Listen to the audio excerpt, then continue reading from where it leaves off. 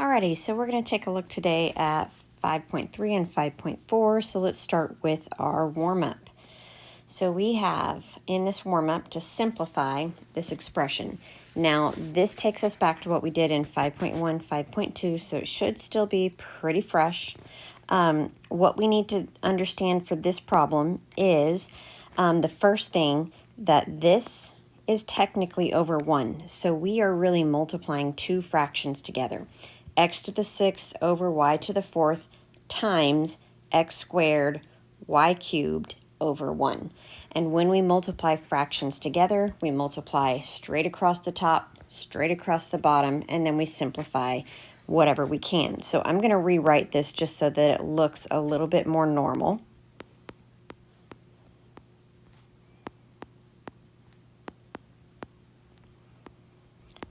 All right, so when I go to multiply straight across the top, so I am looking at just this top piece right here. This is it. Then I notice that up on the top I have two x's. I have x to the 6th and I have x squared. So if I take those, I'm going to keep the base of x, but then I'm going to take those exponents, and because we are multiplying, I'm going to add those exponents together. So it'd be 6 plus 2. Then I take the other thing I have on the top. So I've got that y cubed. And so then I'm going to simply have y cubed behind it. Then on the bottom of the fraction, I've got not a whole lot. I really just have this y to the 4th. It's being multiplied by 1, but that's not going to change anything. So that's just going to end up being y to the 4th. And then I can simplify a little bit. So on the top, I can go ahead and simplify that exponent on the x. So that would be 6 plus 2 is 8. Then for the y's, I need to remember that I've got a y term on top. I have a y term on the bottom. Neither of them have a negative exponent, which means all I'm doing is taking y's and I'm canceling them. So remember we talked about y cubed on the top is technically 3y's multiplied together. Y to the 4th on the bottom is technically 4y's multiplied together. And so these 3y's can cancel with 3 of these y's, and that leaves me with just a single y on the bottom. Again, nothing has a negative exponent, so it's good to go just the way it is. So our answer is D. All right, now let's move on to our notes for today. So 5.3 and 5.4, we're going to be looking at polynomial functions and operations using polynomial functions. So the first thing is, what is a polynomial? So the technical definition is it is a sum of variable terms. So remember, sum means we are adding. Now, that doesn't mean that it's always going to be plus. It could be adding or subtracting, because we could be adding a negative, which we write as subtraction. So basically, we are adding and subtracting terms. So we need to understand that the polynomial, the terms are separated by plus and minus. So that's how we tell where one term ends and another one begins, is when you see a plus or a minus. That's how we identify how many terms we have in a polynomial. Now, that's one of the ways that we're going to be classifying polynomials, is by the number of terms. So let's take a look at that. Now, if we have only one term, that's a monomial. So one term means I shouldn't have anything added or subtracted. So that could be, an example could be 2x to the 3rd. There's no adding or subtracting in there, so that is one single term. 2 terms is a binomial, and so an example of that, we could have that 2x cubed, but then plus 3x squared. So we have 2 terms separated by a plus. We could also have that same thing. It could be 2x cubed minus 3x squared. That is still a binomial because we have one term, two terms, and they are separated by a minus. So like we said, terms are separated by pluses and minuses. That's how we tell how many terms we have. Now, 3 terms is a trinomial. So an example of that, we could have, let's say, our 2x cubed plus 3x squared minus 5x. That is a trinomial because we have one term, two terms, 3 terms, and they are separated by either a plus or a minus. So that's a trinomial. All right, then if we have anything more than 3 terms, it doesn't have a special name. We're simply going to say that we have a polynomial of however many terms. So let's say we've got, let's take that same one. Let's say we have 2x cubed plus 3x squared minus 5x and then minus 10. So this now has 1, 2, 3, 4 terms. So we would simply say that it's a polynomial of 4 terms. That's it. So however many terms it has, you would fill in the number there. So polynomial of however many terms it has. All right, now another way that we can classify polynomials is by degree. Now, here's where we have to be careful because this can get a little bit confusing. Classifying polynomials by degree, because we have a term degree and we have a polynomial degree. So we have got to know the difference between these. So a term degree is the sum of the exponents on the variables contained in the term. So we can have, if we have a polynomial, let's say that last one we had 4 terms. That means we will have 4 term degrees. We would find the degree for this term. We would find the degree of this term, and this term. So that would be 4 term degrees. Now, a polynomial degree is going to be the largest of those term degrees in the polynomial. So I'm going to come up with an example here. I'm going to do a new example because I want to have more than one variable in my term. So let's say we have 3x to the 4th, y to the 3rd,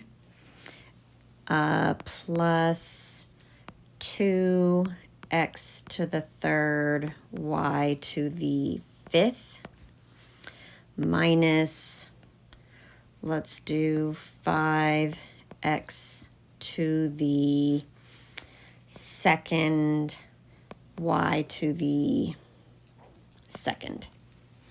Okay, so now we have 3 terms here. We have 1 term, we have 2 terms, and 3 terms. Now, each one of those terms will have its own term degree.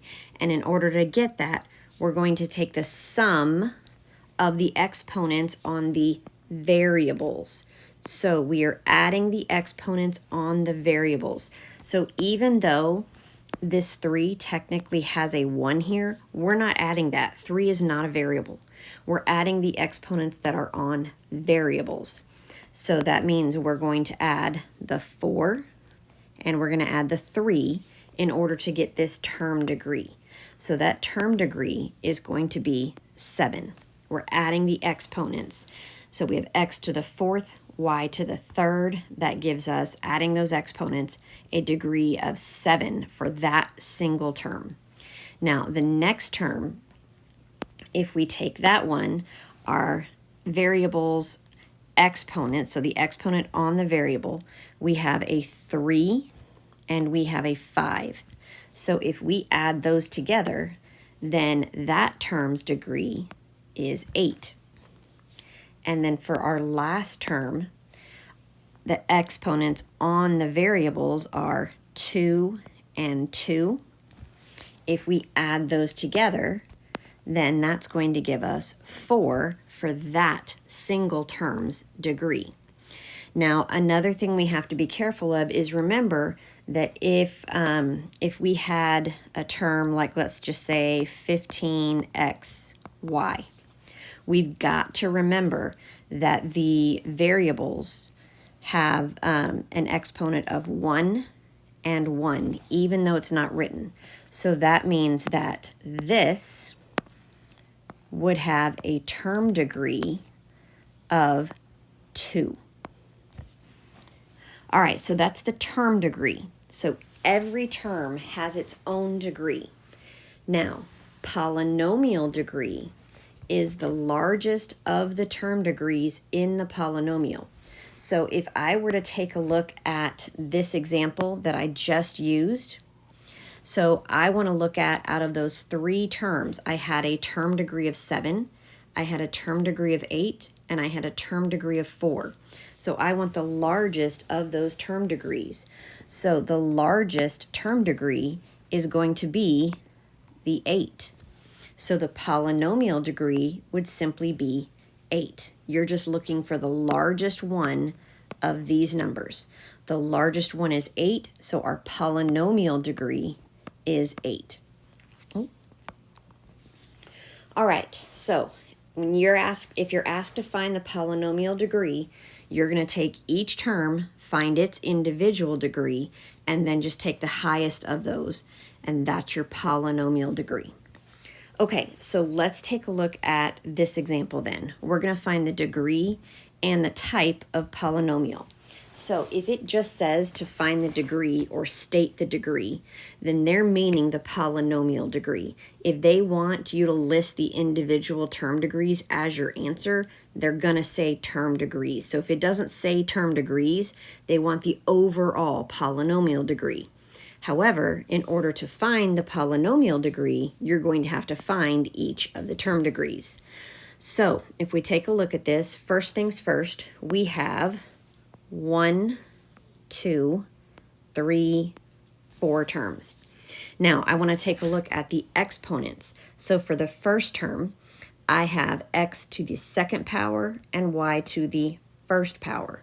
So if I add up those exponents, 2 and 1, that's going to give me a term degree of 3. Then for the next one, if I've got exponents, I have x to the first power and I have y to the second power. So if I add those exponents, 1 and 2, that is again going to give me a term degree of 3.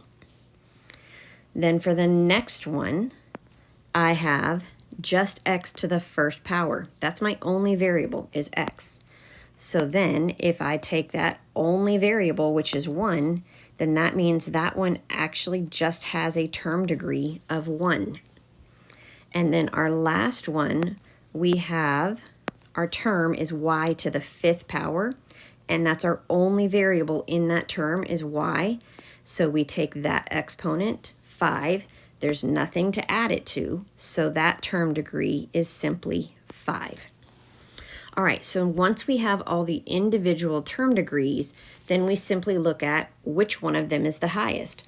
Well, I have 3, 3, 1, and 5. 5 is definitely the highest number, so 5 is our polynomial degree. So we're going to start with, we have a polynomial. So we'll say, no, we'll write this technical. We have a 5th degree polynomial, and since it is more than 3 terms, we just say that it is a polynomial of 4 terms. Now let's say that we had let's say we didn't have these 2. Now I only have 2 terms. So the highest term degree is still 5, but there are only 2 terms now. So then I would say it's a 5th degree binomial. So state the degree and name it based on the number of terms. So that includes all of this together. All right, the next thing we're going to look at is evaluating a polynomial. So we've done this many, many, many years. So it says if p of x equals x squared plus x plus 4, find p of 8. Well, when it says find p of 8, that simply means that I'm going to replace all of my x values with 8. So I'm going to go over here, p of 8 equals, now instead of x squared, I have 8 squared, plus instead of x, I have 8, and then plus 4. Now, when I simplify, remember, we've got to use order of operations. So, PEMDAS. So, parentheses is p. We don't have any parentheses. Exponents is e. We do have an exponent, so we do that first. So, we're going to do the 8 squared first, and that's going to give us 64. Then, I'm just going to bring everything else down. Next is multiplication and division. Well, I don't have any multiplying and dividing. All I have is adding and subtracting. So that's our last step, is to add and subtract anything we have together.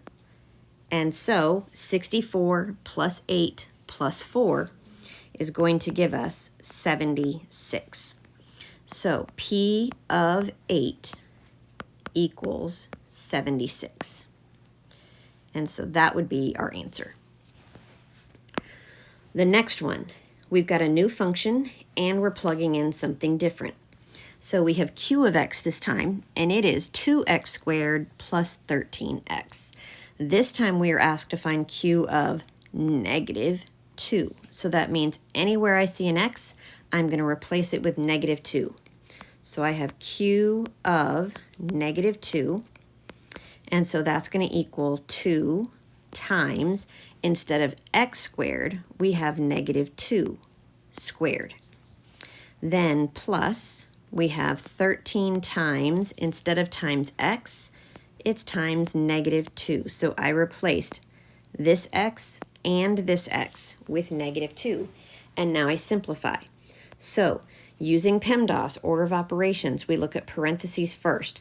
And I do have some parentheses here, but there's no math to be done inside of them. It's just a number. So we move on. Next, we have exponents. So we have to do the exponent next, nothing else. Now, my exponent is only on this negative 2. So I'm doing 2 times negative 2 squared. So I'm still going to keep that 2 in front, but I need to square the negative 2. Well, remember, squaring means times itself. So that's negative 2 times another negative 2, which is a positive 4. And then that's the only exponent I have, so I'm just going to bring everything else down exactly the way it is. So after exponents, we do multiplying and dividing. Well, I do have multiplying, I don't have dividing. So I'm going to multiply first 2 times 4. And so that's going to give me 8. And then I'm going to multiply 13 times negative 2. That's going to give me a negative 26. And then the last thing I do is go ahead and combine those. So 8 minus 26 is going to be negative 18. So then my answer, q of negative 2 equals negative 18. All right, let's take a look at one more. Now, this one can be a little tricky for some because it's a fraction. Now, that's okay because we've talked about fractions enough. Just follow those fraction rules. So we have a new function r of x, which is 4x squared plus 4. And we are now asked to find r of 1/4. So anywhere I see an x, I'm going to put 1/4 instead. So r of 1/4 equals, so we still have this 4, but then it's times, instead of x squared, we have 1/4 squared. And then we have our plus 4. Okay, now the difficult part here is making sure that we do the fraction math correctly. So just like before, we're going to follow our order of operations. We do have parentheses, but there's no math to do inside. It's just a fraction. So we're not going to do that. We do have an exponent. So our exponent 2 is only on the fraction of 1/4. So that means we need to keep the 4 in front, and then we're going to multiply 1/4 times itself, because 1/4 squared means, and we can go off to the side, and we've got 1/4 times 1/4. That's squaring it. So when we multiply the fractions, we multiply the tops, we multiply the bottoms, and then we simplify if possible. So on the top, we have 1 times 1 is 1. On the bottom, we have 4 times 4, which is 16. So inside of this parentheses, we're doing 4 times, and then this would just be 1/16. So now we've taken care of the exponent. I just bring everything else down. Now, after exponent is multiplying and dividing, and I only have multiplication here, and the only multiplying I have is 4 times 1/16. So then, let's do that off to the side as well. So if we take this off to the side, we've got 4, which remember is technically over 1, times 1/16. So then when I multiply straight across, 4 times 1 is 4. And then on the bottom, 1 times 16 is 16. Now, this fraction, however, can be simplified because both of those numbers, top and bottom, can be divided by 4. So if I take this top number and divide it by 4, well, 4 divided by 4 is simply 1. If I take 16 and I divide it by 4, 16 divided by 4 is 4. So then that simplifies to be 1/4. So 4 times 1/16 simplifies down to be 1/4. And then we still have the plus 4 behind it. Now we've got one more little bit of fraction math. So let's take a look next, and we're going to do, we've got to add this together. Now, we might be very tempted to just say, okay, I've got 1/4 plus 4, so that's 4 1/4. However, Math Excel isn't going to take it in that form. It wants an improper fraction simplified as much as possible. So if I take this and I go off to the side, then I've got 1/4 plus, and then remember 4 is the same thing as 4/1. Now, I'm not multiplying this time. I'm adding, and in order to add, I have to have a common denominator. So I've got a denominator of 4 here, so I want to have a denominator of 4 here as well.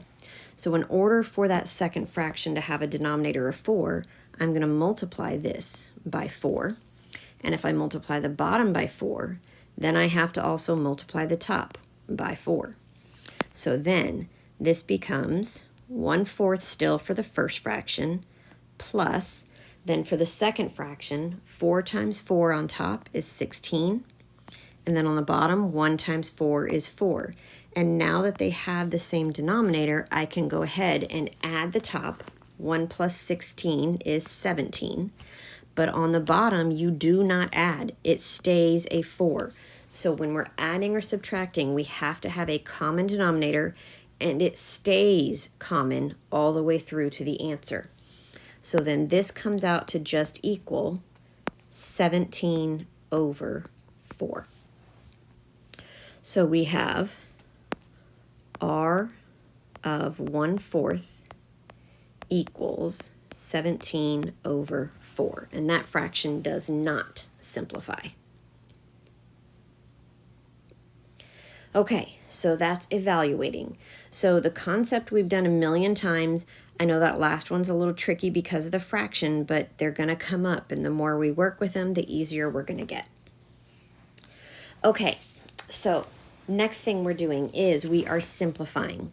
Now, when we are simplifying, that really basically just means that we're going to combine like terms.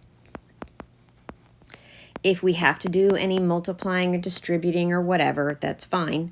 But in the end, we need to combine like terms because that is going to be the simplest form of that expression. So what we want to do for like terms is we need to look at the variables. In order for two terms to be like terms, they have to have the exact same combination of variables and exponents. So if we look at our first term is negative 2x squared. So because it has the x squared and only an x squared, we're looking for any other terms in that expression that have just an x squared. And so we also have this one that only has x squared. So those are like terms and we can combine them. So if we have negative 2x squared and negative 7x squared, if I combine those together, then that's going to give me negative 9x squared. Because negative 2 plus negative 7 gives me negative 9. So those are gone. Next, I have positive 8xy. So I want to look and see, do I have any other terms that have xy and nothing else? And we have this one right here. Now, when we look at this one, we've got to be careful. There is no number in front of it, and that tells us that it is an understood 1. So that's an understood negative 1xy. So if we combine those together, we have a positive 8xy and a negative 1xy. And so 8 minus 1 is a positive 7, and then it is still xy. Notice my variables and my exponents are not changing when I'm combining like terms. All I'm doing is combining the numbers in front.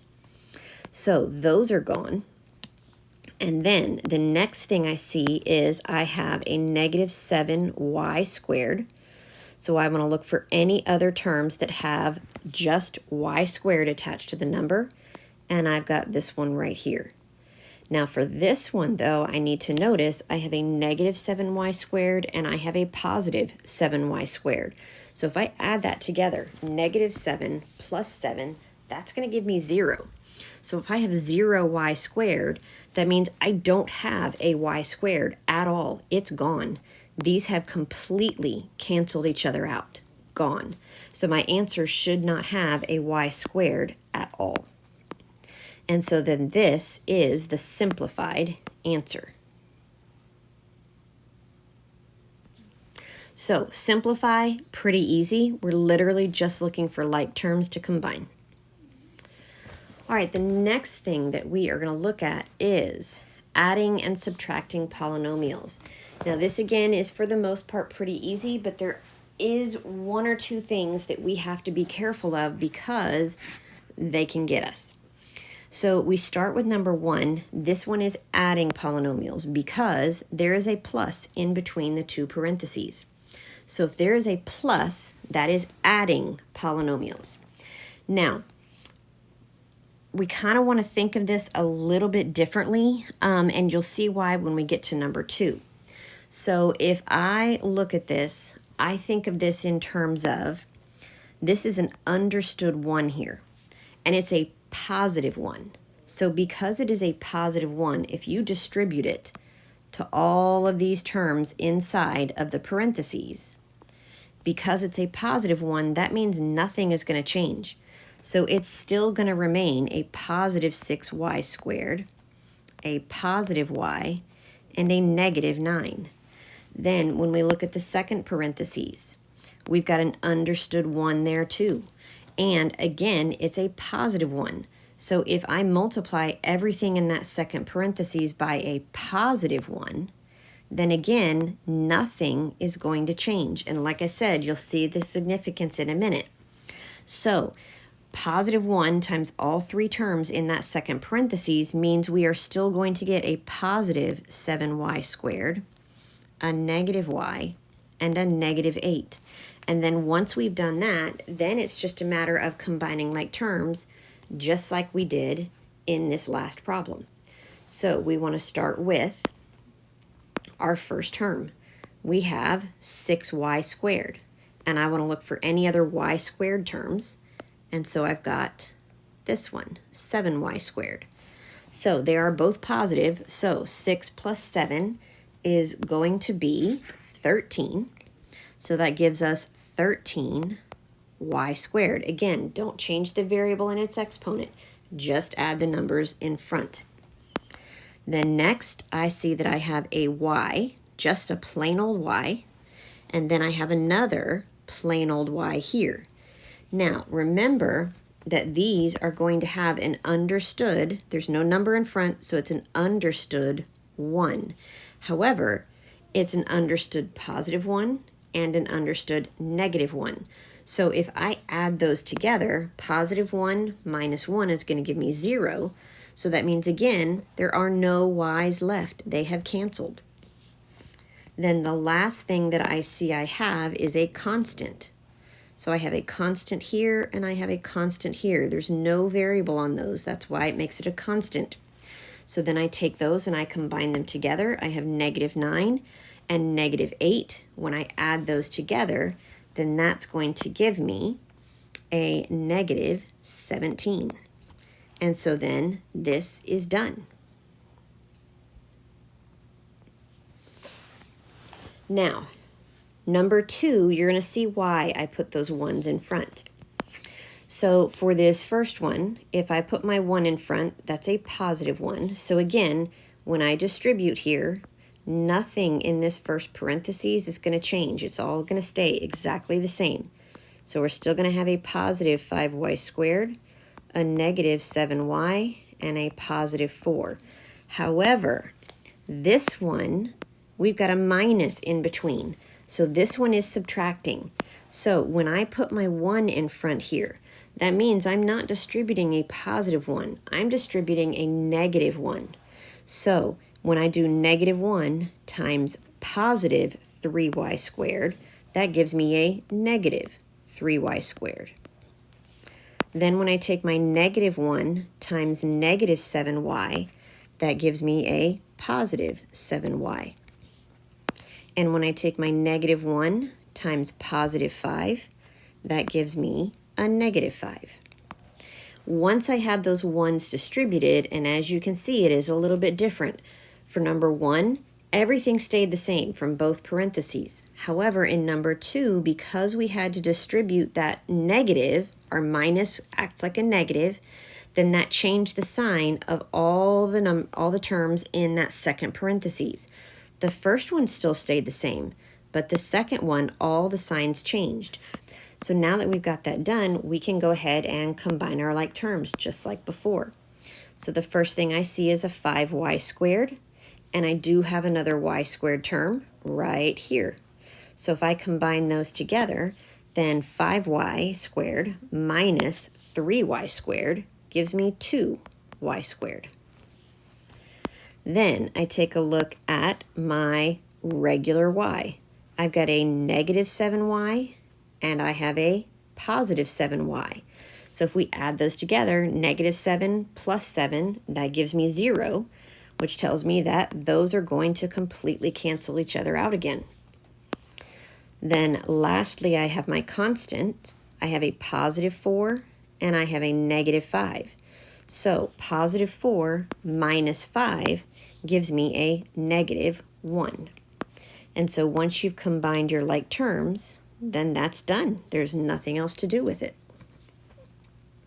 So that's adding and subtracting polynomials. Like I said, you've got to make sure you pay attention to, do you have a plus in between them or do you have a minus in between them?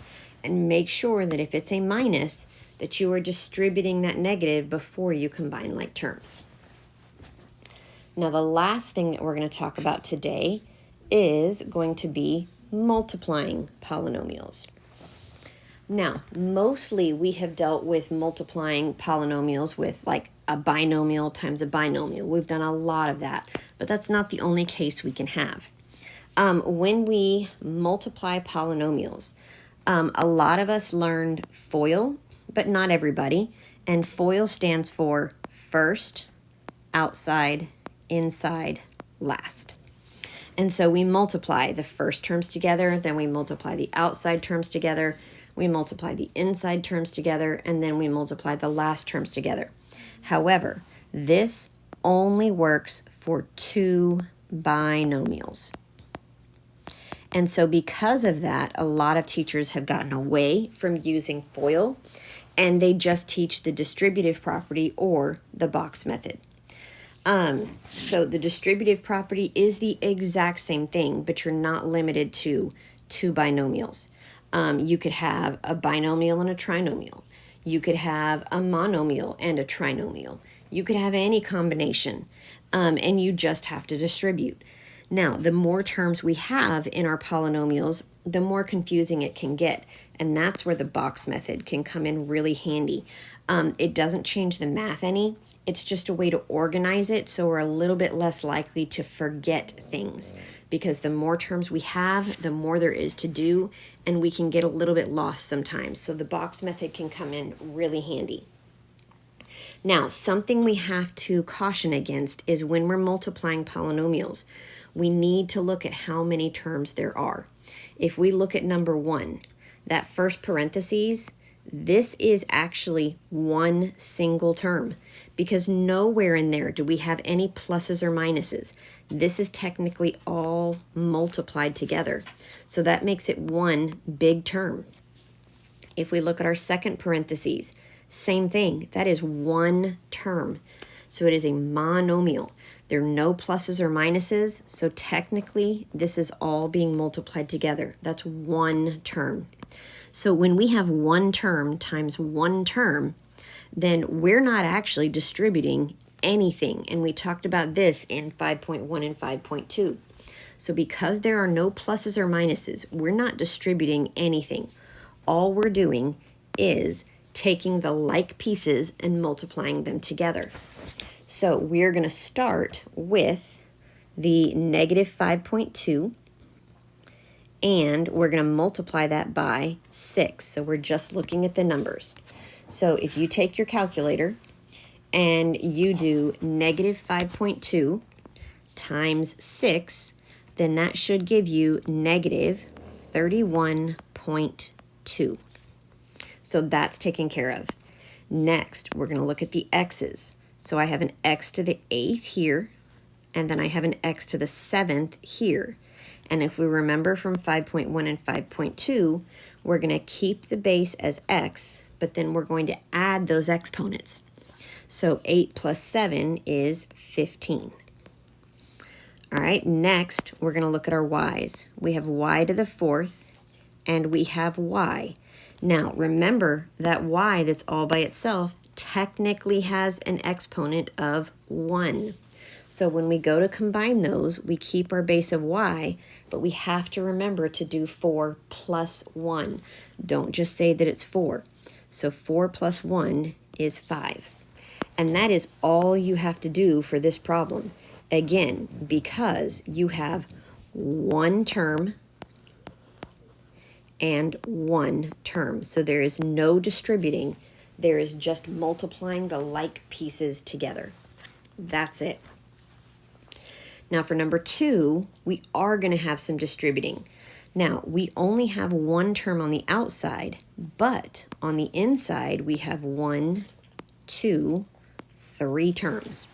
So that means that we have to take what's on the outside and multiply it by each one of those terms. Now, there's different ways that you can do this. Some people like to go out to the side and kind of do them as separate little problems.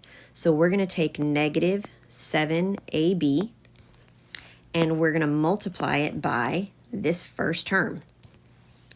So we're going to multiply by x a to the 7th.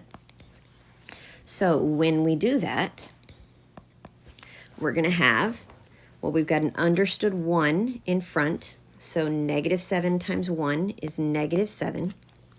And then we take the a, so we have an a to the 1st power and an a to the 7th power. And so we combine those together. That gives us a to the 8th power. Then we have our b. Well, there's only one b. I've got a b here, but there's no b here. So that b just remains b, and it's technically to the 1st power, but we don't write that. So then we've done the numbers, we've done the a's, and we've done the b's, but we still have the x. It's so easy to forget about it. And so we had just have that one single x, nothing to combine it with. So that would be the first term. So that's just doing this multiplication right here. So that comes out to be negative 7 a to the 8th b x. Now, next we want to take that negative 7ab and we want to multiply it by the second term in the parentheses. So we take our negative 7ab and we multiply it by y a to the third. Okay, so again, there's an understood one here. So negative 7 times 1 is negative 7. So we've taken care of the numbers. Next, we'll do our a's. So we have a to the first and a to the third. So that together would give us a to the fourth, because 1 plus 3 is 4. So we've taken care of the a's. And now we have a b. So only that one single b. So we put that in there. B is gone. And then we have that y that's kind of hiding in there, and it's the only y. So we just tack that on the end. All right, so then that's all multiplied together. So we have negative 7 a to the fourth b y. Then the last thing we do for this problem is negative 7ab times the third term in our parentheses. And thankfully, this one's pretty easy. So we have negative 7ab, but now we are only multiplying it by 8. So since there are no variables there, that means our a and b aren't going to change. The only thing that's going to change is we have to do negative 7 times 8, and that gives us a negative 56. But the a and the b stay exactly the same. So we have, move this down because I wrote too big. So then we have minus 56ab. And so then that would be our final answer. And we should not have any like terms to combine, because if we had, we would have combined them here before we started multiplying. Okay, so that's multiplying a monomial times a trinomial. The next thing that we're going to look at is, this is our traditional binomial times a binomial. So this is the only case where FOIL works. So for those of you that learned FOIL or want to know what FOIL is, you would do, FOIL stands for first, so first term times first term. Then you would do the outsides, so outside times outside. Then you would do inside, so inside times inside. And then last, so last term times last term. So, like I said, that works for a binomial times a binomial, and a lot of teachers have gotten away from that, but it's the same thing if you just use the distribution property. So if you do that, what you're looking at is, you're going to, for a moment, you're going to ignore this. So I would normally just cover it with my finger or ignore that it's there. And then I know that I'm distributing r. So I have r times 2r. That gives me 2r squared. Then I have r times 8. So that's going to be a positive 8r. Then I'm done with the r. So I can now ignore that, and I can go back, and now I can distribute my negative 6. So I do negative 6 times 2r. That's going to be negative 12r. And then I have negative 6 times positive 8. That's going to be a negative 48. Now, in this case, we may very possibly have like terms, so you want to check for that and combine them if you do. So in this case, we do have some like terms. We have 8r and negative 12r, so those have to be combined. So my 2r squared is the only r squared term that I have, so it's going to remain 2r squared. However, in the middle, if I do positive 8r minus 12r, that's going to give me a negative 4r. Notice the r doesn't change. And then my negative 48 has nothing to combine with, so it stays just like it is. So that's the distributive property. Now, some people learn the box method and really like the box method, and it can be very handy. This is a shorter problem, so it's not a huge deal to do it just distributing, but the box method is a very nice organizational tool. So in this box, because I have a binomial times a binomial, I have two terms in each. That means I want two boxes each way. Oh, try that again. Okay, so on the outside, I'm going to write what it is that I'm actually multiplying. So I've got one of them is r, and then we have minus 6, and the other one is 2r, and then plus 8. And so then I'm going to simply multiply. So in this first box, I am multiplying r times 2r. And so that's going to give me 2r squared. In my second box on the top, I am multiplying r times 8. And so that's going to give me a positive 8r. All right, now on the bottom, I'm going to do in that first box on the bottom, negative 6 times 2r. That gives me a negative 12r. And then in the last box, I do negative 6 times positive 8, and that's going to give me a negative 48. And so then I have the exact same terms that I got here. It's just an organizational method. Then I still have to look for, do we have like terms? And we do. We have these two r terms right here. So those are the only ones that are going to get combined. So again, I still have this 2r squared. That's the only r squared term. So 2r squared. Then I have these together. Negative 12r and positive 8r gives me a negative 4r. And then we have that negative 48 is the only constant. So we get the exact same answer. So that is the box method. Now, for a binomial times a binomial, I don't necessarily think that's super necessary. When we get into something like this, number 4, that one, I think the box method is very, very handy because we have 2 terms times 3 terms, and that's a lot of stuff going on. So I'm going to go ahead and just do the box method on this one. Now, for this one, because I have 2 terms one way and then 3 terms the other way, I'm going to make this box a little bit longer. So I need 2 boxes one way, and then I need 3 the other way. And I am notorious for making my boxes too small and having to squish things. That's your worst enemy. Give yourself plenty of room to write in there. All right, so on the left side, I'm going to put my first binomial. I'm going to do my negative 9x and then negative 9.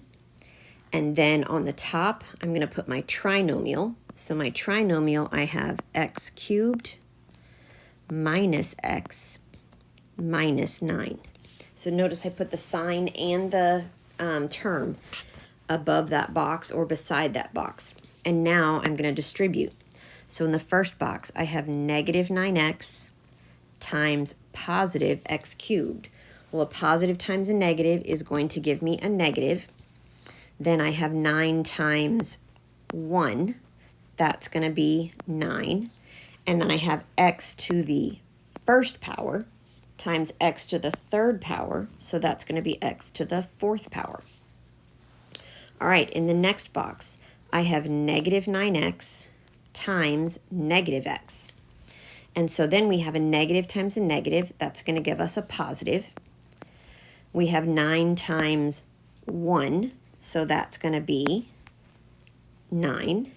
And then we have x to the first times x to the first. So that's going to be x to the second power. Then in the last box on the top, we're doing negative 9x times negative 9. So again, we have a negative times a negative. That's going to be a positive. We have 9 times 9 is 81. And then we have just x. So that stays just x. Then on the bottom row, we have negative 9 times x cubed. So that's going to be just negative 9x cubed. Then in the next box, we have negative 9 times negative 1x. So that's going to be a positive 9x. And then on the last box, we have negative 9 times negative 9, and that's going to be a positive 81. Okay, so now we go ahead and combine like terms. So the highest exponent I have is negative 9x to the fourth, and that's the only x to the fourth term I have. So I'm going to put that one first. Negative 9x to the fourth. Then next I want x cubed. Well, I only have one of those as well. I have a negative 9x cubed, nothing to combine it with. Next I would want my x squared, and I actually have only one of those as well. Only x squared I have is that one, so plus 9x squared. Next I would want my x's. Now this one, I have two regular x terms, so I need to add those together. I have a positive 9 and a positive 81, so those would add together to give me 90, and then it remains x. And then the last thing is my constant, which I only have one of, so plus 81. And so that would be that all multiplied out using the box method. So like I said, the box method just kind of helps you keep everything organized so you don't forget to multiply something. All right, then the last problem that we have is this one. Now this one, we need to be extra careful. Now we've got a parentheses squared. We've got to remember that when you square something, that means you are multiplying it by itself. So we are multiplying, we're squaring 8x minus y. So if we're squaring 8x minus y, that means we are multiplying it by another 8x minus y. And I highly recommend that you actually write it out and then do your multiplication. Whether you do FOIL, distribution, box method, whatever, it doesn't matter. But write it out twice when it's squared. So I'm going to start by distributing my 8x. So 8x times 8x is 64x squared. 8x times negative y, because that's a negative 1y, that's going to be a negative 8x, y. All right, so we're done with that. Now we're going to distribute the negative y. So negative y times 8x, that's going to be negative 8. And I'm going to put the variables in the same order, x, y. And then we have negative y times negative y. That's going to be a positive y squared. And then the last thing you have to do is we do have two like terms in the middle. So we're going to keep the 64x squared. We're going to add those two terms together in the middle because they're both xy. Now this time they're not going to cancel though because they have the same sign. So negative 8 plus another negative 8 is a negative 16xy. And then we have plus y squared. And so there we go. So we have done a whole lot today. And that is 5.3 and 5.4. So you guys are going to work on your homework, and then we have a quiz over 5.1 through 5.4 in our next class. All right, y'all have a great day.